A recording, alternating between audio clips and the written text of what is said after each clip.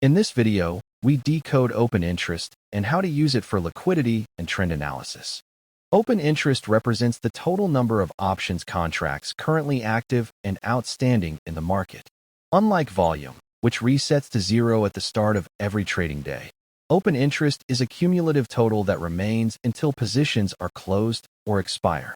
It serves as the definitive measure of market depth, telling you exactly how much capital is committed to a specific strike price and expiration date. Understanding how this metric fluctuates is vital for interpreting market sentiment. Open interest only increases when both the buyer and seller are initiating new positions, effectively creating a new contract. If a new buyer purchases a contract from an existing holder who is selling to close, the contract merely changes hands, and open interest remains unchanged. For the practical trader, open interest is your primary gauge for liquidity.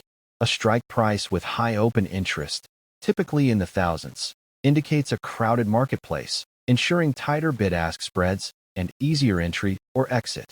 Conversely, trading illiquid strikes with low open interest can lead to significant slippage and difficulty closing your position at a fair price.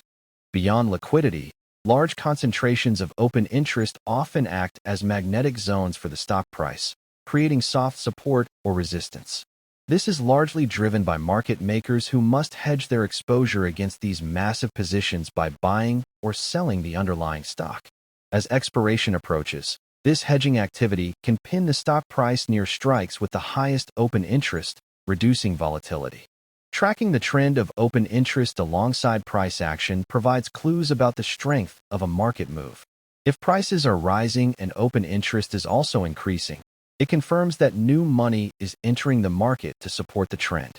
However, if prices are rising but open interest is declining, it suggests the rally is driven by short covering rather than aggressive buying, indicating a potentially weak trend. Finally, avoid the common novice trap of assuming high call open interest is purely bullish or high put open interest is purely bearish. Remember, for every buyer holding a long contract, there is a seller holding a short one. High open interest simply indicates a level of high interest and conflict. You must analyze volume and price action to determine which side is in control. Thanks for watching, and see you in the next episode on Option Greeks.